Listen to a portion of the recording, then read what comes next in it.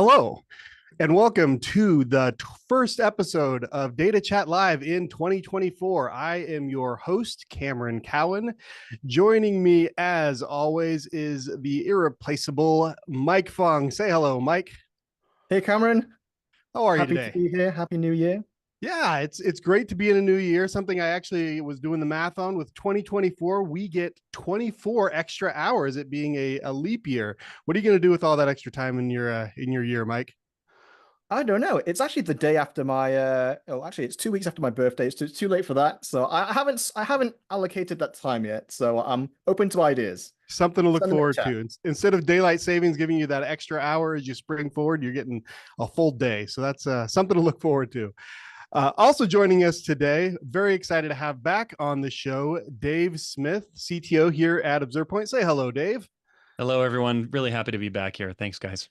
Really excited to have Dave on, one of the smartest people I've ever met and I get to work with on a daily basis. Also, Dave's going for the hat trick, our first third repeat. How do you say that? Third time guest here on Data Chat Live. Excited to have his expertise.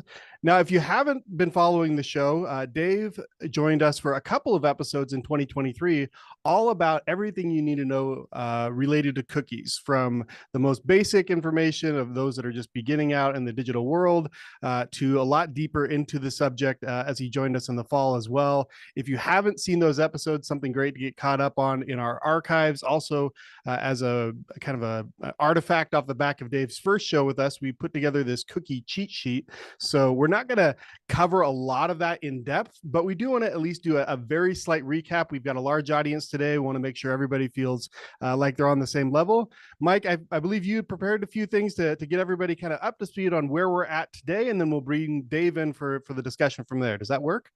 Absolutely. Yep. And just to let y'all know, we are live. So please do send in your questions, and we will hopefully we'll answer most of them. We try our best to provide great information. Hopefully we've predicted your questions. But if there's anything you want to know that we don't mention, drop it in the chat and we'll definitely answer them live. Was that Okay, was that a great. y'all from a Londoner, Mike? Y'all, Oh y'all. wow, we're having too much Utah influence on you, I'm I just guess. getting warmed up for my trip to HQ next month. Nice. Great. Okay, great. Well, I'm gonna take the floor from you, Cameron. Go ahead.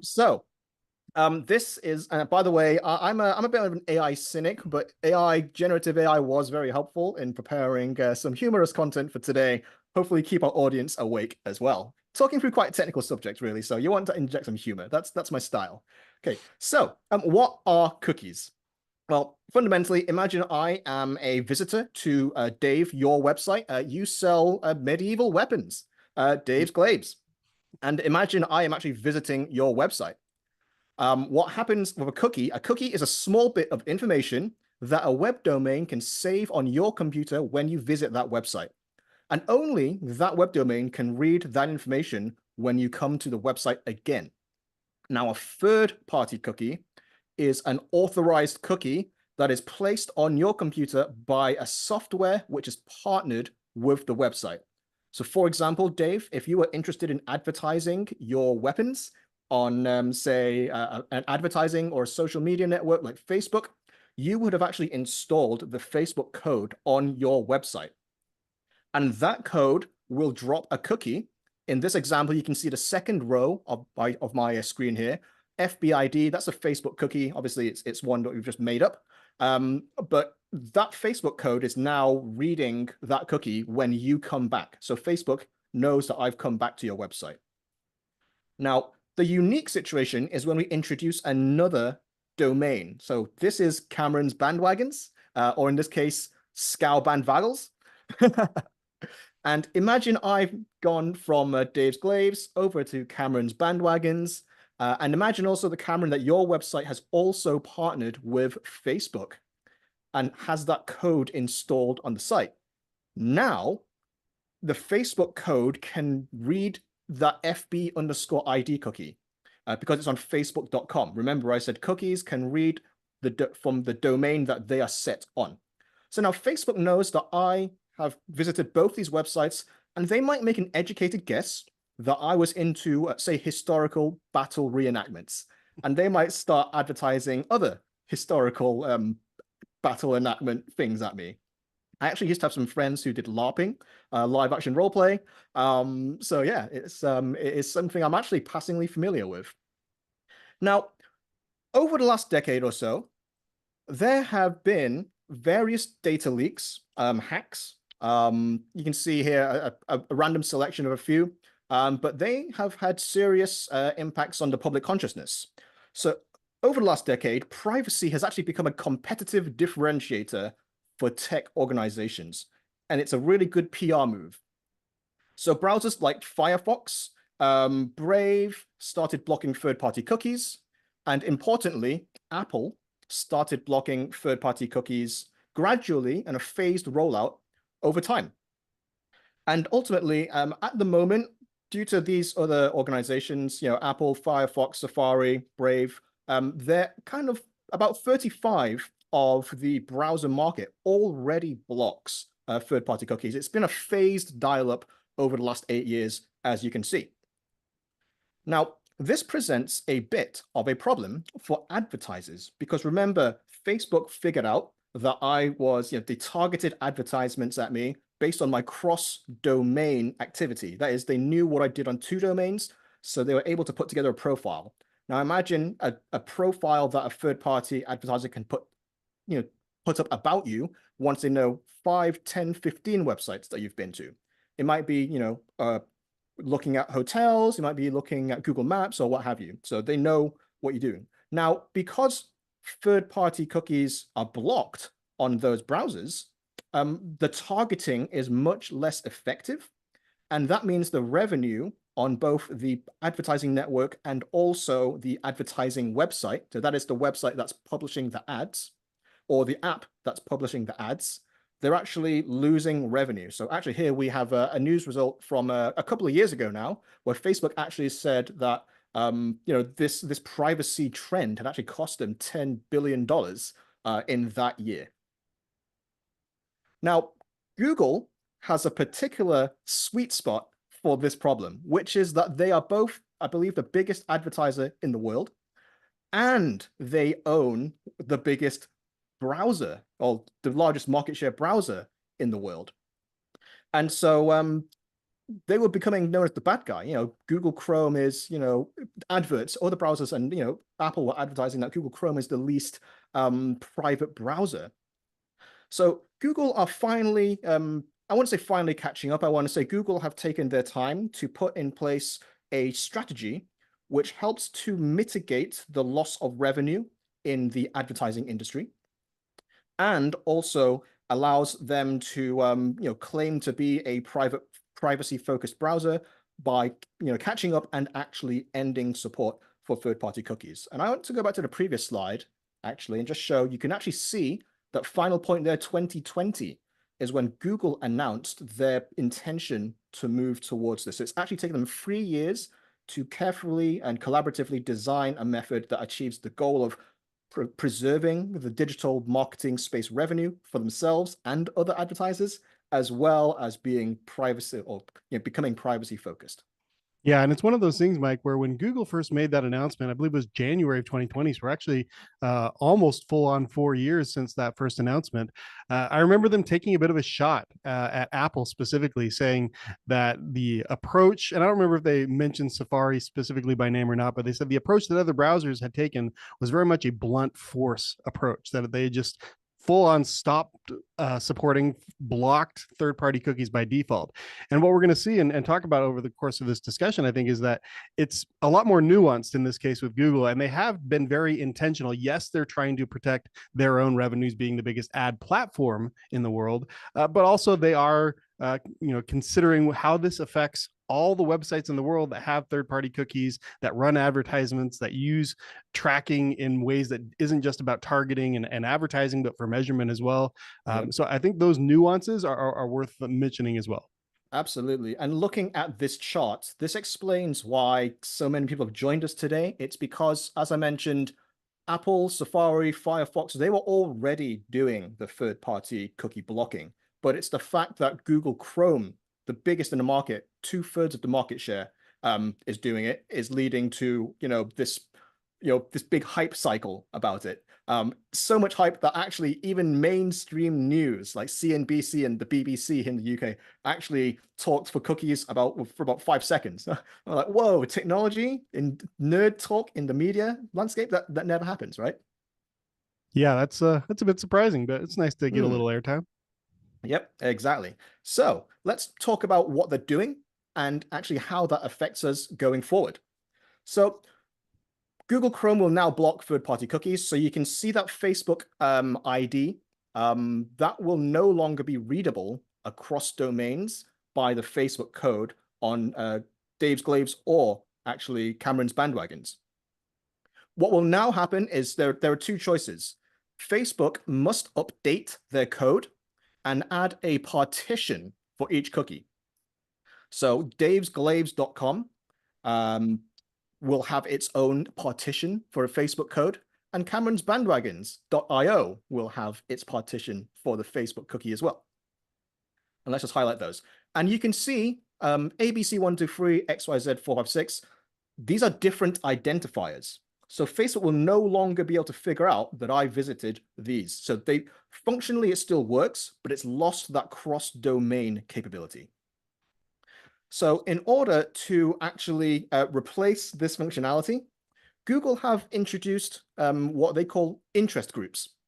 And, Google figured out that in order to stop third-party cookies, or to match the competitors and to not have third-party cookies, they still needed a way to build profiles about users. So rather than third parties doing it, Google Chrome will actually do that inside Chrome. And this feature set is called the Privacy Sandbox. And in particular, the profiling part will be called interest groups. And basically, interest groups works like this.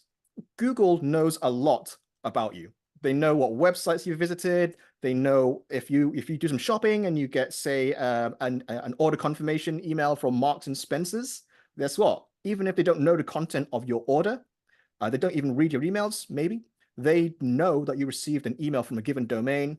They know, where you live and where you went on a holiday at the weekend. They know, Google knows that I went to Japan in May because I was doing loads of Google map searches. So Google knows so much about you. On top of that, they know what apps you download. People often download apps in the Google Store that are specific to their life stage. That you might download a pregnancy information app, or you might download some kind of reader. So they know so much about you.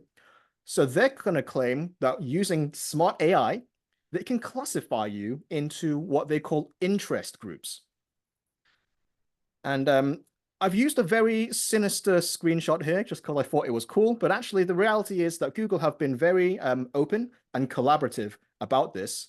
And the interest groups, you can actually see them in your own browser. So I guess the first useful tidbit for our audience today is if you want to be able to manually check your interest groups, you can actually open up the Dev console in Google Chrome, go over to application and actually see interest groups. Now, I'm not in the 1% of users who've had the cookie rollout, so I don't have any interest groups yet. But it'll be interesting. We'll talk, Dave can show us this later. There's actually a growing volume of interest group usage. Also, the interest groups were actually designed or in collaboration with an open source community, which I found quite cool. And so actually the full list of interest groups can be found on GitHub. But here are some examples. So you can see here, based on my website visit to Cameron's bandwagons, Google Chrome would now potentially classify me as being interested in classic vehicles, for example. And what it actually does in order to preserve privacy is actually it throws in some red herrings as well.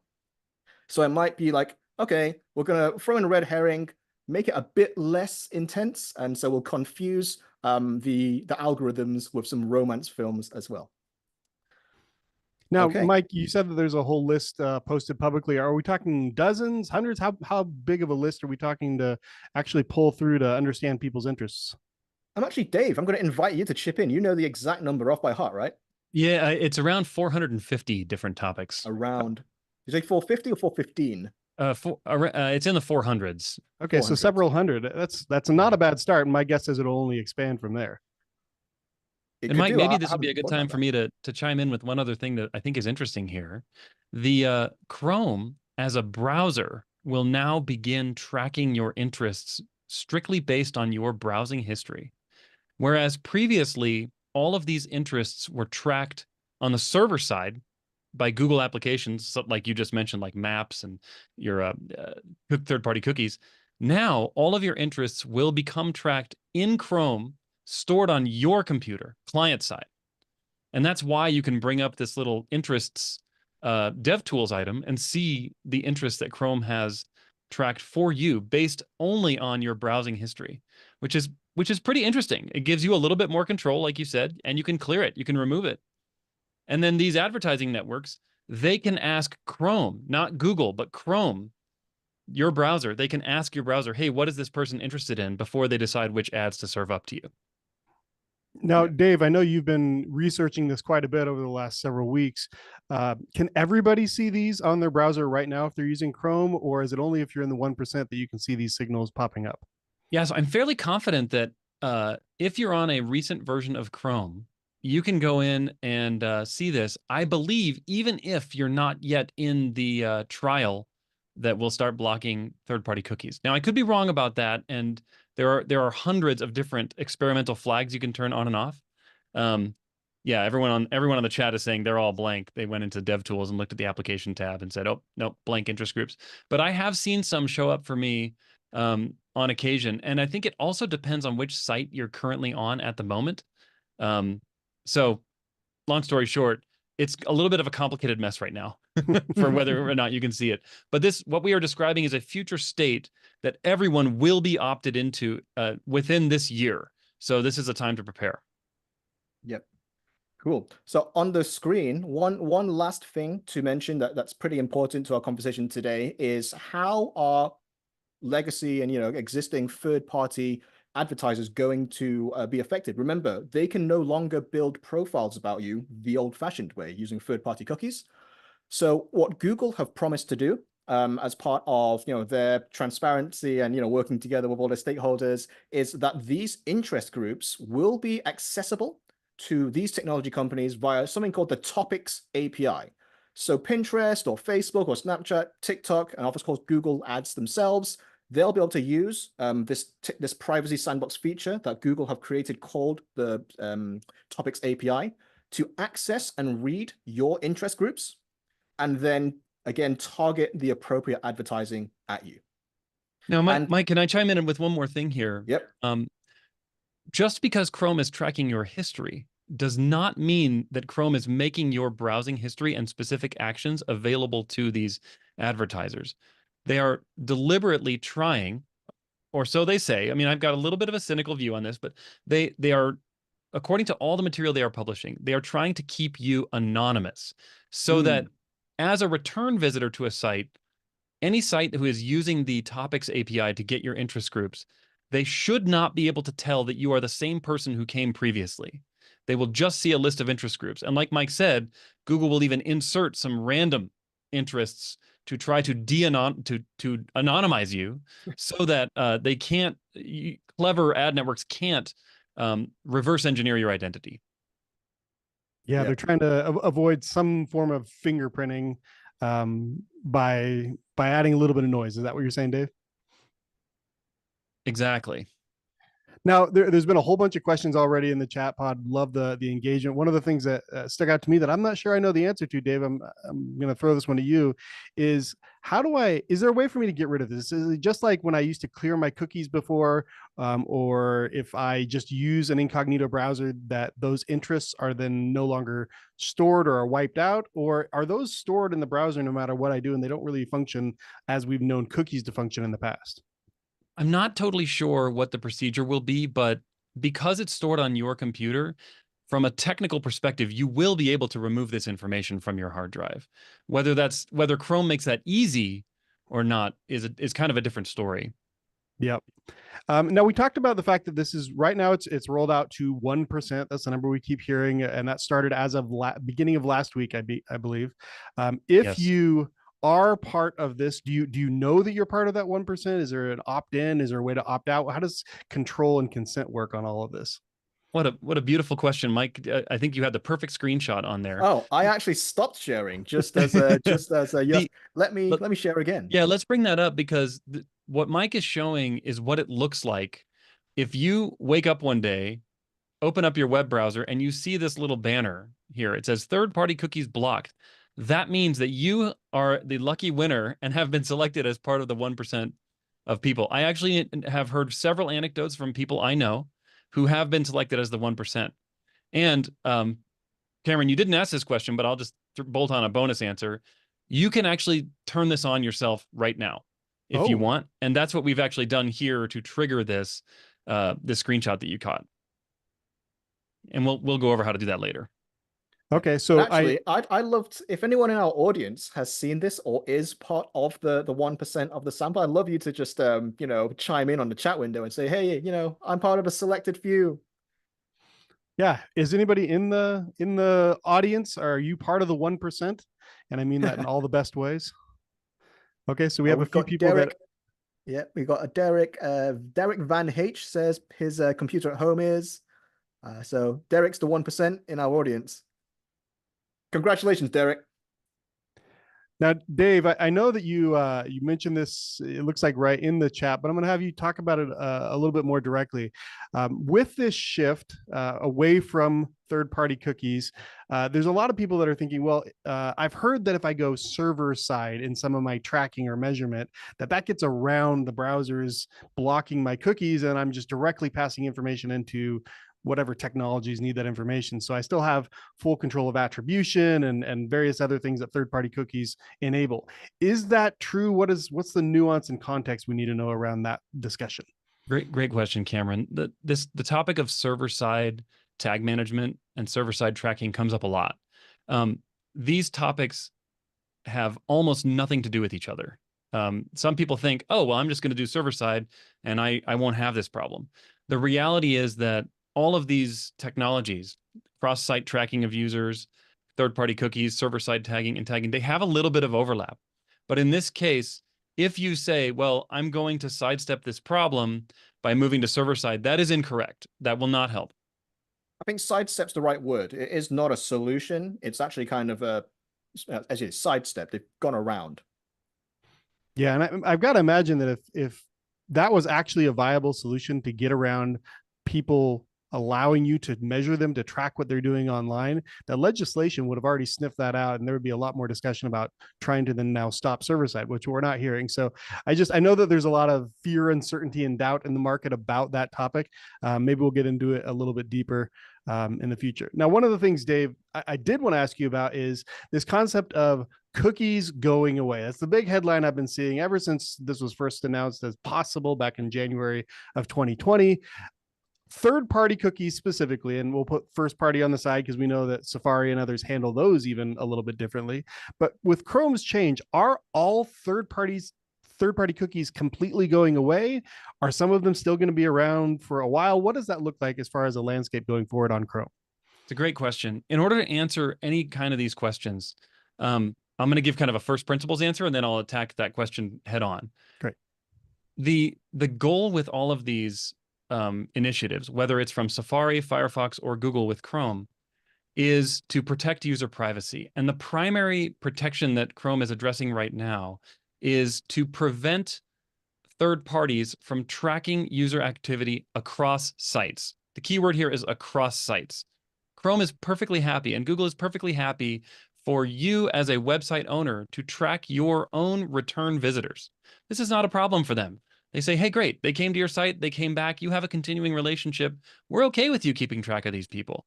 But when it comes to you saying, well, I am website X, I want to know if this person's been to website Y, that's where there's a very strong line in the sand, and Google says no.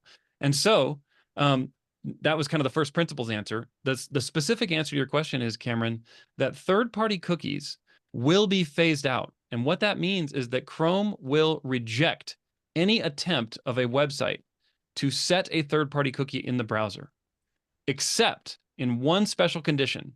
And that is where the website says, hey, Chrome, listen, this is a third-party cookie, but it is partitioned to this website only.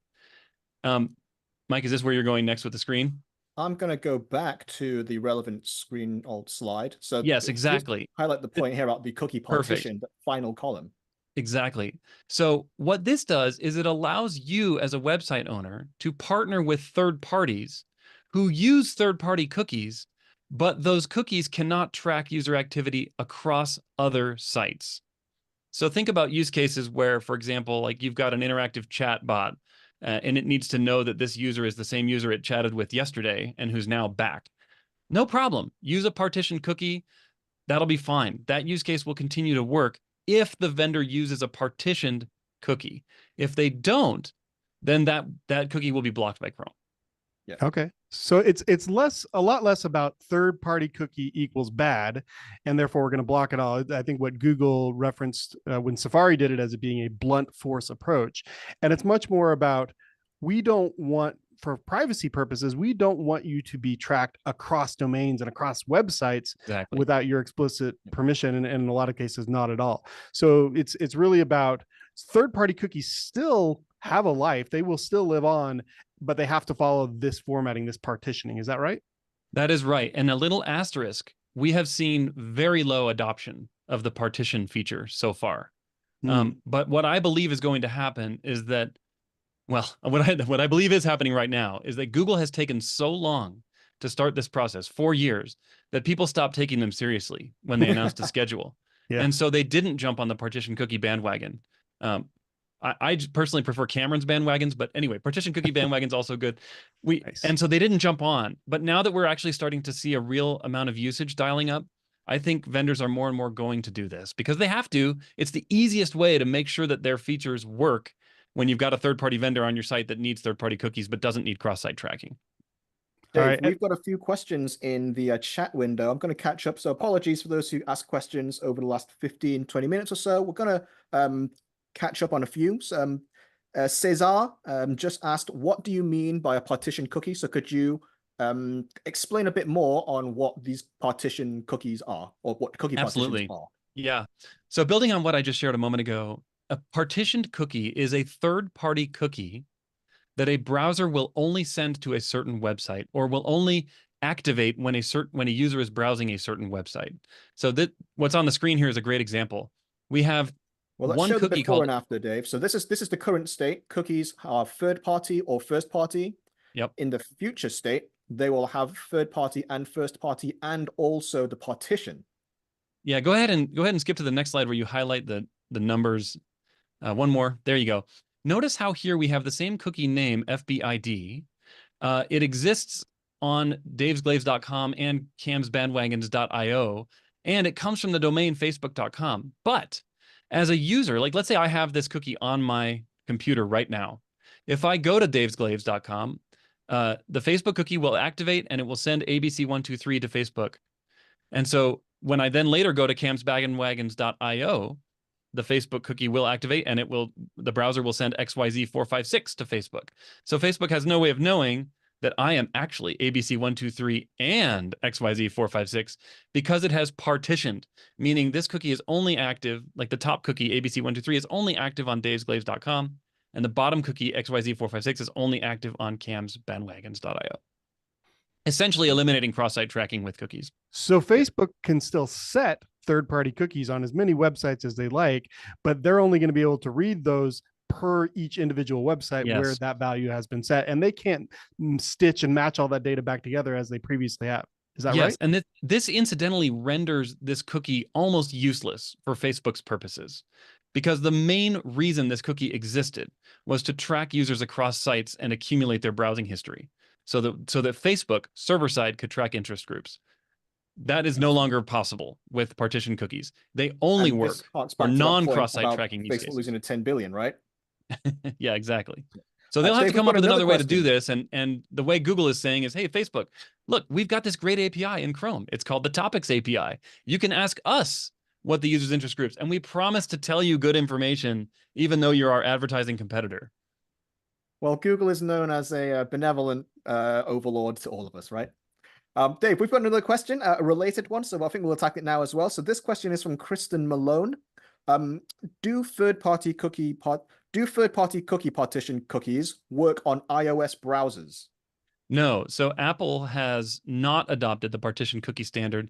They will continue to, the Safari browser on iOS and on Mac will reject any third-party cookie, period, end of story, regardless of the partition state of that cookie.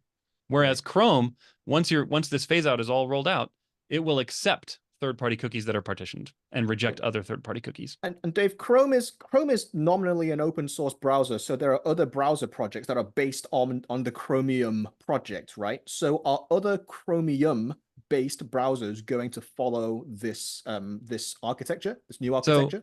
So the answer is not necessarily. So I saw someone in the comments just mention Edge. Edge is based on the Chromium rendering engine. Brave, also based on the Chromium rendering engine. But the cookie accept or reject behavior that these browsers choose to implement is independent from the fact that they are based on Chromium. They can add their own custom logic to govern how they accept cookies. For example, Brave, years ago, rejected third-party cookies, and even though they're based on the Chromium rendering engine. Will the alternative Chromium browsers have the option to share this structure with Chrome? Yes, they will. They absolutely can do it if they choose. Cool, great. Okay, we've got another question here. This is from Lee Evans. Lee, thanks for joining. I'm going to click this button. I don't know if that makes a difference, if anyone can see anything. But the question is Google advertising still going to be considered a third-party cookie? You know, for example, Floodlight, DoubleClick, because Google Analytics is considered first-party. That's right. So are they going to switch? So I think the question is, will Google advertising switch to be a third-party cookie, or will it a CNAME over to a first-party cookie? What's going to happen there? So the answer to that question is no. I believe that Google will abandon third-party cookies for advertising tracking purposes. And here I'm referring to DoubleClick and the Google Advertising Network. And instead, they will begin using the Chrome Topics API. No cookies needed. Brilliant, brilliant. Yeah, because they built and designed the interest groups and the Topics API from the ground up, nominally for everybody, but I'm sure they have more control, more optimization, more preparation for their own advertising technologies and advertising networks. Whereas, you know, their rivals in the ad space will probably have had a kind of a second class citizenship level of access to prepare, right? That's right. Yeah. So I think it's a great comment from Paul in the Slack, or sorry, in the Zoom chat here, saying, are we basically moving back to contextual targeting versus stitching user activity together? Yes, that's right. The user activity stitching will be happening in the Chrome browser on users' computers, and then it will then provide, as requested, that contextual information, here are the user's interests, to any ad network that asks for it. We believe Google will adopt this, of course, first. The big question is, what are LinkedIn, Bing, Facebook, Twitter, etc. going to do? Will they adopt the Google Chrome Topics API or not? And boy, do they have two really bad options, I think, to choose from. Either they choose not to adopt it, and they just can't, and they also can't use third-party cookies because Chrome won't accept them, which means they really can't do targeting based on user interests. Or they choose to adopt it, and now they are beholden to Google to provide them accurate and good targeting information, or good interest groups that will actually help them serve relevant ads. So really not great options for these companies. And we have scoured the web looking for any indication from Twitter, Bing, LinkedIn, Facebook that says, yes, we are planning to adopt Google's Topics API. We have not found any positive or negative confirmation. Yeah, and I think that what I'm hearing, at least, is that Facebook's hoping that they can come up with some backdoor. In fact, a lot of people that I know that have made the push into server side have done it not because the server side Google or Adobe or Telium is pushing to do it, but because Facebook said, you need to do this so we can somehow keep tracking and getting credit for our stuff. Now, Dave, one of the things I find interesting that you keep bringing up is it's really all about the ad platforms, and specifically the targeting or retargeting of those ad platforms, especially as people move across different websites. If we're talking about a single website, a single domain, a single property, As far as measurement, putting advertising aside for a second, what about analytics and measurement? Or what about even the measurement of performance of those ads as somebody comes to your website? Is that disrupted as much? Is that a non-issue for them? Where does measurement sit in this landscape? Great question. Let's start with the analytics use case. I just want to count my visitors. I want to keep track of click flows. I want to know conversion rates. Google has no interest in blocking or harming those use cases. And everything that they've designed, as far as I can tell, will allow those use cases to work at full power, just like they do today. However, there may be some tweaks needed by your measurement vendor in order for their cookies to keep working. Every analytics cookie that I've looked at today is first party. So it probably won't even be affected at all, and it can be blissfully unaware that this change is even happening. However, if you have a third-party cookie being set and used for the purposes of measurement, your vendor will probably need to move to a partitioned third-party cookie for that to keep working. And we should call out, those cookies are already being blocked and have been for 4 or 5 years or longer by Safari, which represents like 20% of all internet web browser usage. So this, in some sense, you could say that this third-party cookie phase-out, we've already been dealing with this for like Cameron, like 7 years, I guess is the right number, something like that, since 2017. And so we're just continuing down that same trend here. It's not like a light switch where the entire internet's going to break overnight. We've already been eased into this by Apple. So if you have use cases that are working today for your Apple Safari users, they will continue to work for Chrome users even after this phase out. The risk is if for some reason you had a strange bias in your traffic and you didn't have a lot of Safari users and maybe something had gone wrong for them, but you hadn't noticed in your analytics, when it goes from say 10, 20% all the way up to say 99%, that could be a pivotal moment this year. Yes, it could be. And it's possible you just haven't noticed that there's some problem, right? And now it's going to become a lot more apparent. Now, Dave, there's two other components to this that I want to make sure we cover off for the audience. One is you talk about the internet breaking overnight. There are some websites that have third-party cookies that help make their website function. That without those cookies, the website won't work. First of all, are the 1% that are getting opted in as we ramp up, are they going to all of a sudden have a whole lot of broken experiences? How is Chrome dealing with that? Great question. So Google has been very cautious about this rollout, which is why it has taken them 4 years, and it's why they're starting at 1%. So in the rare case that a third-party cookie phase-out affects a user and it makes it so that they can't use your site, there are two things that can happen to help you remediate this. Number one, Chrome actually has some logic baked into it that will detect friction. So like, let's say, for example, I go to a website, I'm part of the 1% cookie phase-out trial, and I can't get the content to load properly, so I hit refresh a few times. Chrome will detect that and actually pop up a little banner that says, hey, it looks like you might be having trouble with this website. It might be because you're part of the third-party cookie phase-out trial. Would you like to stop that trial right now? And it'll give your users the option to say, yes, get me out of this thing. And then they can go back to the website. So that's mechanism number one that Google is implementing to help mitigate this. Mechanism number two, temporary during this ramp-up phase. Eventually, that's right. That will not be available. Thank you, Mike. Good call out. That is temporary, so you can't rely on that for the long term. But probably for the next few months, that'll help a little. But let's be honest, like nobody wants their users to have that kind of experience, where they have to refresh the page a few times and then, okay, so that's mechanism number one. Mechanism number two is you can ask Google to enroll your website into what they call an origin trial to opt out of the cookie phase out. And if Google allows that, you can then your website, even if your users visit with Chrome and they're inside the cookie phase out, the third-party cookie phase out trial, your website will be allowed to set third-party cookies. Again, a temporary solution until the phase out is complete. That will not last past this year, most likely. And Dave, I suppose you would do that if for some reason you knew that your website was going to really break. If for customers in that 1%, if you already knew ahead of time, right? Exactly. If you've done some testing, and this, I would encourage everyone on the call to do this. We'll share instructions later. Dave, can you quickly show us how our audience or anyone could opt in and manually test in their own browser?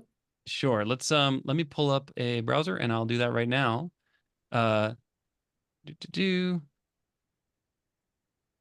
So, Sharing screen. Here we are. I'm just going to, this is a brand new browser. I'm going to clear all state from it.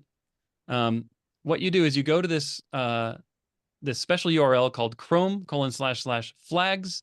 And then there is a special flag that I'm just going to jump to called third-party cookie phase-out facilitated testing. I prefer a cookout. Excuse me. I'm starting to lose my voice. We will send this URL out to everybody in a cheat sheet after today's episode, so don't feel like you need to type and copy and paste. Yes, thank you. Just read the text here. This enables third-party cookie phase-out for facilitated testing described in, and then you got a doc here. It applies to all operating systems. All you do is you come over to this drop-down, click it, pick enabled, and then it will prompt you to relaunch Chrome. And I'll allow that to relaunch. I'll lose my screen for the moment. When it relaunches, I will share my screen again and show you. I'm back. Now, let's see. Did this actually come online? Normally, I would see a little banner here that says you are part of the third-party cookie phase-out trial, but it looks like they're not showing that now. This may be a change in the last couple of days. Shifting landscape, folks, constantly shifting. But you know it's on because it says enabled here. What's that? The curse of live demos. Yes, exactly. So normally you would know, at least during this trial, there will be a banner that's the full width of the browser running across this section here. Oh, Taylor Everding has said you've used the wrong flag. Oh, I have. Oh, let me try that again. Let's do this other one. Sorry about that. Yes, that's right. It's the test third-party cookie phase-out. Let me turn that one off. Now I'll relaunch. Sorry about that. Thank you, Taylor. Yes, now Taylor's it looks one right. of our Taylor's one of the engineers at ObservePoint. We're so glad to have him because he's correcting the CTO. Yes, perfect. It's my favorite. Okay, Taylor, are you in the market for a promotion? Okay, so here we have, you have enabled testing third-party cookie phase-out. This cannot be overwritten by the settings page. If you want to re-enable third-party cookies, relaunch Chrome with this feature disabled. So that's the procedure. Once you see this banner, you know that you are indeed in the phase-out group, and you can test your sites now. Yep. So we would encourage all of our audience to, who have a stake in this, especially marketing teams, analytics teams, anybody with a functionality that is a third-party functionality, say a PayPal or Klarna, anything that really would be catastrophic to break. Do a quick manual check. Opt yourself into that testing group and just go through all of your key journeys. And obviously, bit of a plug here. ObservePoint can do this at scale for you on a repeating basis, whereas manually doing it on your own browser, anyone can do that. Yep. No, and Mike, sorry, go ahead, Dave. Well, Mike and Cameron, I'm seeing several questions here about server-side tracking, and I think we might want to revisit that question for just a moment. Is that okay? Go right ahead. Yeah, absolutely. Okay. So I'm seeing people say, well, maybe server-side will take care of this. Let's again go back to first principles here. What Chrome is doing is they are preventing you as a website owner, really more as a cross-site vendor who has an interest in tracking users across sites. Chrome is going to prevent you from doing so. And so it doesn't matter if you're server-side or client-side. It's actually irrespective of that, because you just can't track the user across sites anymore. So whether you're looking at server-side logs or whether you're using server-side tag management and sending all your data through a central tag that goes to the server side for data distribution, it doesn't matter, because you cannot get at the cross-site data from the browser where all this information originates with your users. It simply won't exist, and that's because Chrome will prevent the cookie from being set in the first place. Again, for cross-site use cases, server-side has no impact because the data is simply not available to anyone, whether it's on the client side or the server side. I appreciate that clarification, Dave. Now, a quick time check. Normally, we wrap up DataChatLive by about quarter to the top of the hour. Because we've got so many questions rolling in and we still have a whole bunch of things we want to make sure we get to you, our audience, we're going to keep going till probably close to top of the hour here. If you need to drop off, no worries. We're going to be sending out this recording to everyone. The show notes will also include a whole list, probably our largest list ever, of links for all the resources we're referencing. So if you didn't catch all of them or didn't see them in the chat in response to your questions, know know that we're going to hit as many of these as we can over the next 10-ish minutes, and then we'll get everybody else the resources that they need. Now, with that said, Dave, the one other thing that I wanted to hit on that's in the documentation from the Google folks over in the Privacy Sandbox website is, what if I'm a larger, more complex business? What if I'm Gap and I have several different brands and I need to be able to measure across site? We keep talking about cross-site tracking, and that's going to be blocked. How do I still do that if I myself have many sites that I need to be able to measure across? Excellent question. I also see Chris asked the same question in the Zoom chat here. The timing is uncanny. It's perfect. It's almost like we planted Chris in the audience. We actually did not. Dave, is Chris same Smith last name. a relative Yeah, of yours? Chris Smith, my long lost brother. Thank you for the question, Chris. Okay, so yes, resetting up the scenario here. You are a brand and you own multiple sub-brands that have different website domains, and you are interested in tracking your users' behavior across those domains. Okay, this is a legitimate use case that Google wants to support. Okay, remember that it's all about privacy here. And if I own both of these sites, they just happen to have different domain names. Look, and the customer has a continuing and legitimate relationship with both of these brands, I think it makes perfect sense to allow you to track that usage. Google agrees. And they have a new concept called Related Website Sets, or RWS. Related website sets allow you to set third-party cookies that can be read by multiple domains which you certify that you own, and Google will be the one to approve this. So this is a little bit of an experimental feature. I don't know of many companies that have rolled this out at scale yet, but again, it also depends on Google's benevolence in granting you that access. So Dave, just to make this tangible with an example, let's imagine that I was the business owner of BMW and I owned BMW.com. And for my German visitors, I redirected them to BMW.de. I would want to know that they visited .com and that the redirect happened and that they are the same customer. So in this situation, I, as the business owner, would basically have to send, fill in a form, let Google know that I own both of these, and I would like RWS to be set up between this parent and all of my other domains that I own as well. Is that right? That's exactly right. And if Google says yes, then they will update a master list of these related website sets so that Chrome will allow third-party cookies to be set and read by both BMW.com and BMW.de. Okay. We've got a question from Maria Qureshi regarding BMW, so I thought I would just latch onto it. What if BMW sends traffic to a domain that tracks inventory that they do not own but partner with? So it's truly a third-party vendor. Another example from Christopher just below that, Christoph just below that. What about e-commerce sites that go to PayPal and back? Yep. So this is where we would talk about fenced frames. Is that right, Dave? Well, it's kind of the same. I mean, it all depends on what's in the address bar at the top of the screen, right? And what I think at this point in time, we can only speculate because we have not seen any examples of Google actually approving or declining any related website set requests. My educated guess is that they will not allow you to say, hey, my related website set includes BMW and PayPal, because these are completely unrelated entities. And no, I think Maria's question is regarding, for example, if you were BMW.com and you had maybe an API or some kind of inventory listing technology that you were partnering with third-party car dealerships for, that third-party car dealership would have a domain, say, I'm going to make one up, Auto Trader. And Auto Trader might have what we call a fenced frame, which would contain the content of that inventory. And then that fenced frame would have the BMW.com or the BMW.de content inside it. Fenced frames are another part of the Privacy Sandbox feature set, which are kind of like iframes, but super secure. So the iframe can't read your website, and your website can't read the iframe apart from under very controlled situations. And that's the fenced frames API. I forget the name, but that's broadly it. So hopefully, Maria, that answers your question. Yes, and let me just add one other thing. Depending on how this is implemented, like if you're going to an inventory site,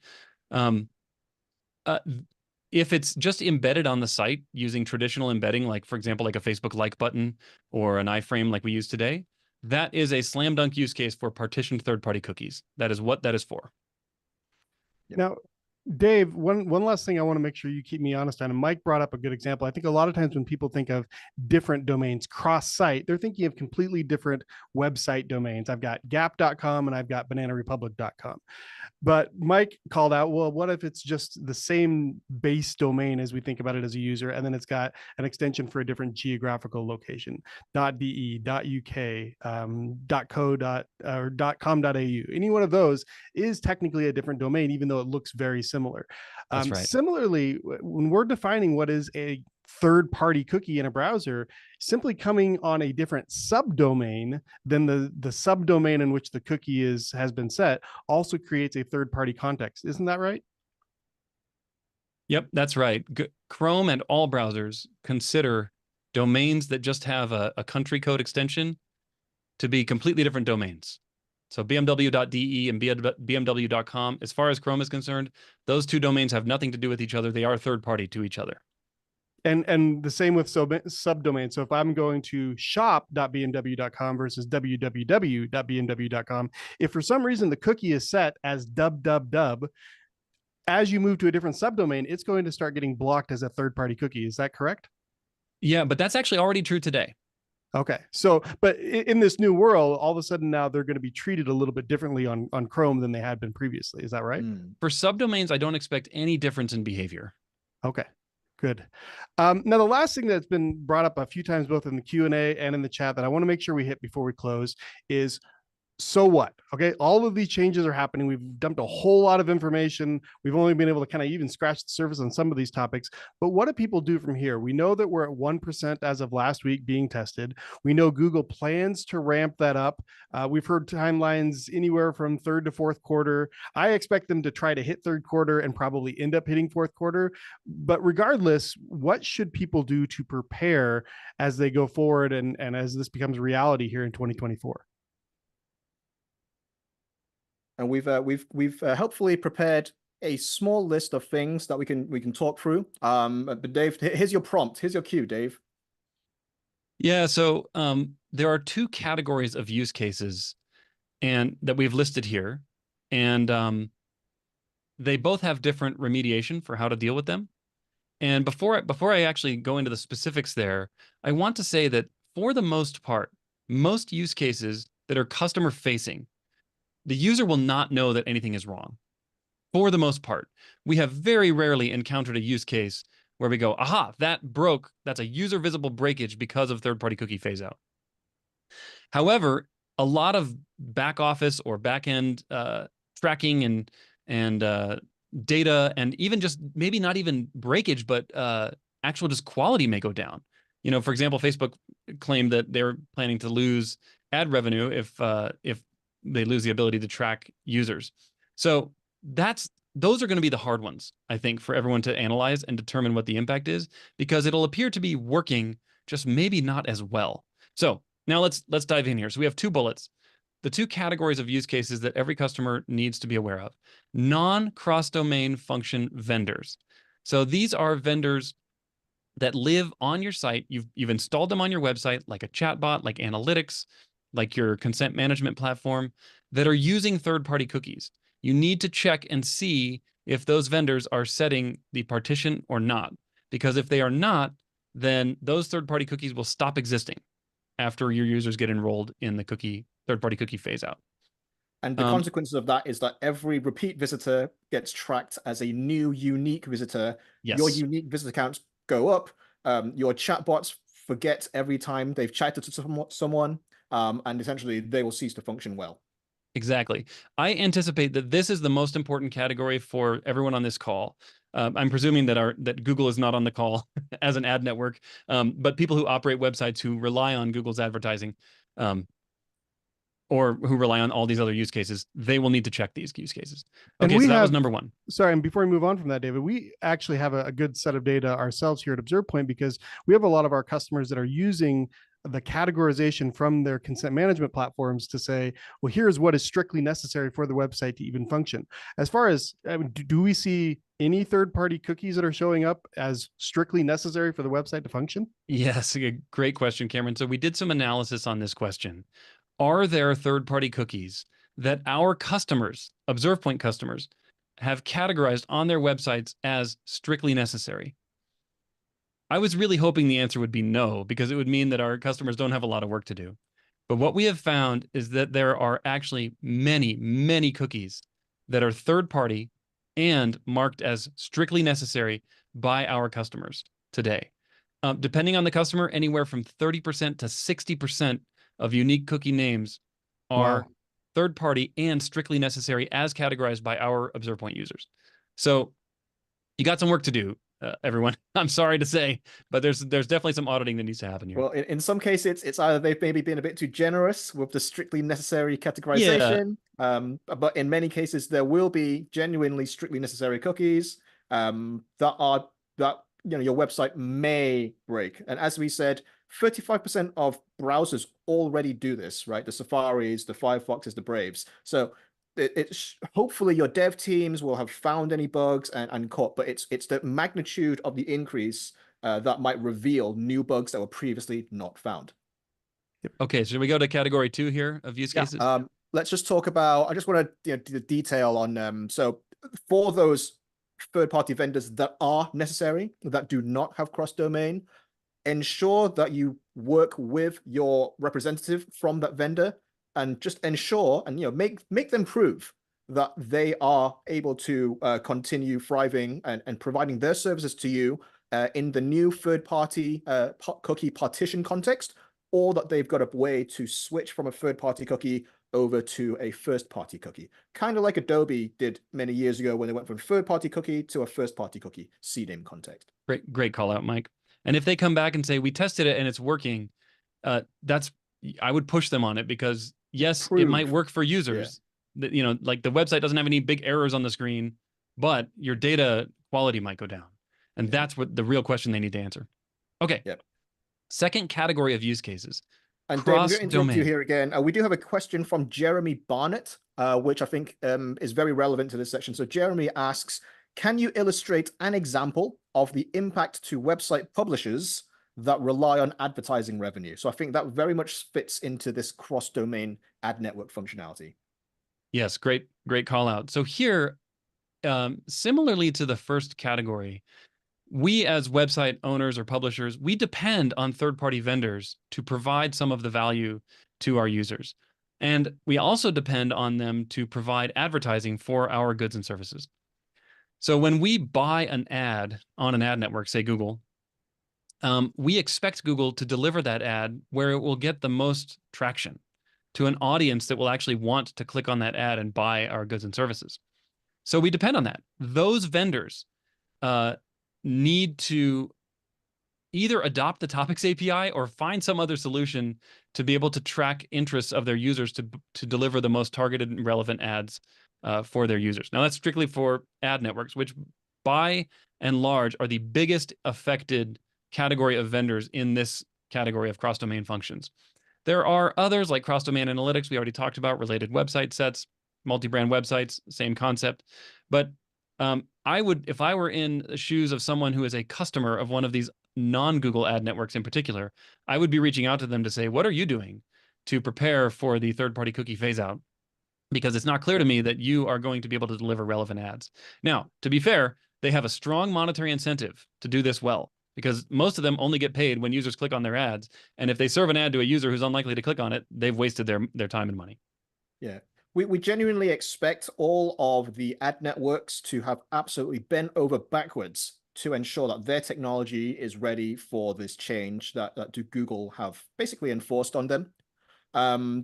Dave, I managed to think of one niche use case which was not an advertising setup, which is often when I'm looking for a flight, I use an aggregator, and I will type in my dates and my destinations on maybe aggregator website A. And then for comparison, I go to website aggregator number B, and it already knows the dates of my flights. I don't know if anyone else has had that experience, but I have seen that. Yeah, so Yeah. that is an example of a cross-site functionality that the airline industry might have, which might break, and it isn't an advertising situation. Yes. So, Now, giving Mike, myself a prize.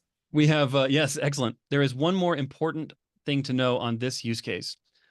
We have seen an increase in websites, publishers primarily, responding to this change. And then we've actually seen this over the last 5 years, and it's a subtle thing. And probably a lot of people on the call haven't connected the dots on why this has been happening.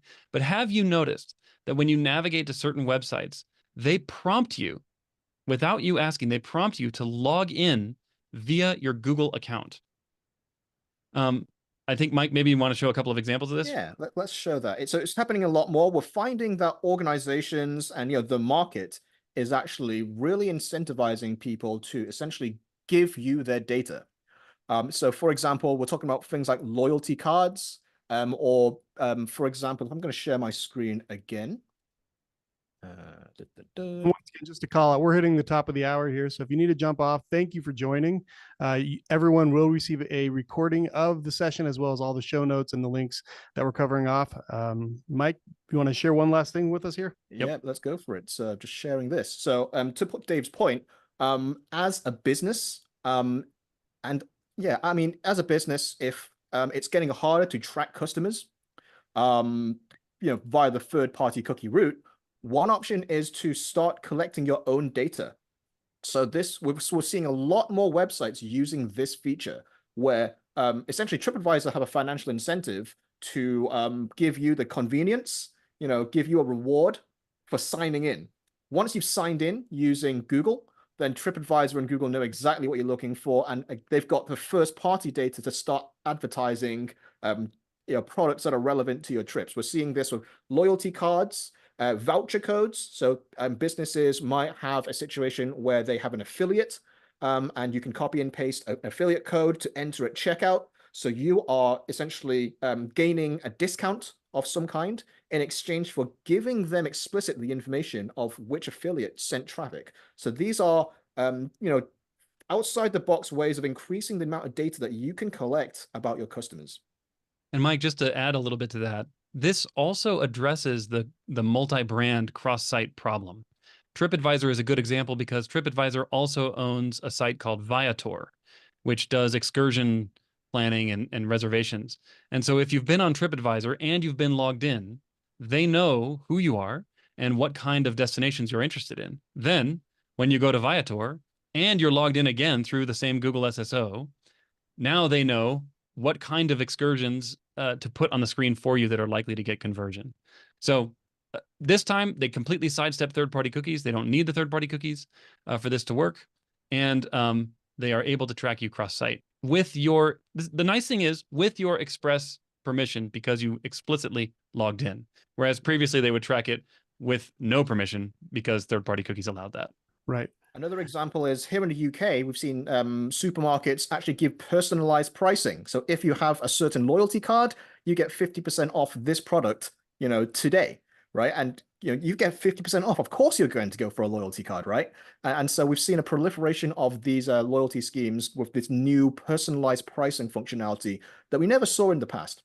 Yeah, incentivized value exchange. I think that's a key part of it for everyone going forward. Yep. All right, Dave, one last question, and we still have a whole bunch that we haven't answered, so apologies if we didn't get to your information and answer your question. But Dave, one of the things that I've seen come up a few times, nice way to wrap this all together, from an ObservePoint standpoint, as the ObservePoint CTO, what are we doing in our platform to help enable this? Are we going to have information about partition cookies and which ones are and are not?